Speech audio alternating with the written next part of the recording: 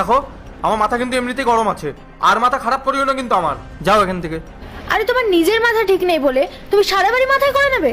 আরে একটু তো ভদ্রভাবে থাকো। উনি তোমার নিজের বড় দাদা হয়, কোনো বাইরের লোক তো না।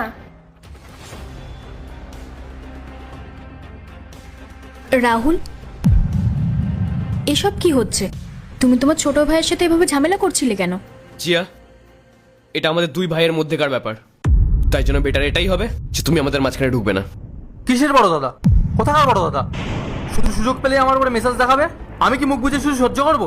আরে মেজাজ দেখিয়েছো তো কি হয়েছে?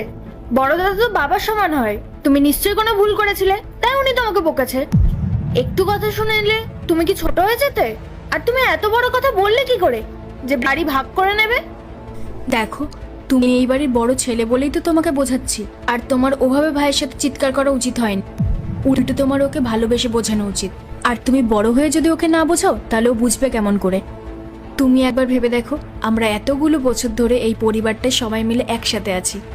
এখন যদি এই পরিবারটা ভাগাভাগি হয়ে যায়, সেটাকে দেখতে ভালো লাগবে? আর লোকেই বা কি বলবে? বিশ্বাস করো, আমি এসব কিচ্ছু চাই না। তুমি শুধু ভাইয়ের সাথে ঠান্ডা মাথায় এসব ব্যাপার নিয়ে কথা বলো। আমি আর ওর সাথে থাকতে চাই না।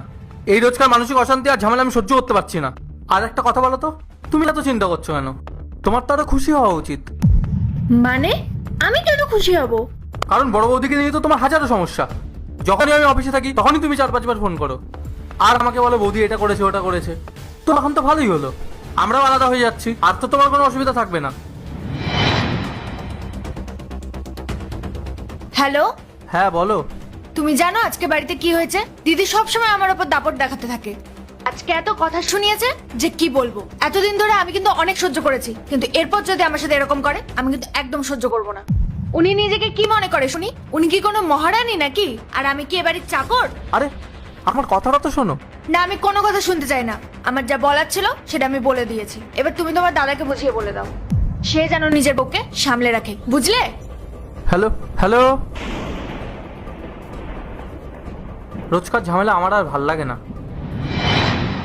হ্যাঁ ঠিক আছে, আমি মানছি যে আমি ফোন করে নালিশ করতাম, কিন্তু মেয়েদের মধ্যে ঝামেলা তো হয়ই। আমরা নিজেরাই ঝগড়া করতাম, আবার মিটিয়েও নিতাম, কিন্তু তার মানে তো এই নয় যে আমরা বাড়ি ভাগাভাগি করে নেব। তাতে পুরো সংসারটাই ভেঙে যাবে। ও, তাহলে তুমি এখন বলতে চাইছো বড় বৌদিকে নিয়ে তোমার কোনো অসুবিধা নেই, কোনো নালিশ নেই? আরে আমি তো আগেই তোমাকে বলেছি যে একটা বাড়িতে যদি 4টে বাসন থাকে তাহলে একে অপরের সাথে ঠোকাঠুকি তো লাগবেই। তাই বৌদি আমাকে দুটো কথা শোনায়, আমি বৌদিকে দুটো কথা শুনিয়ে দিই।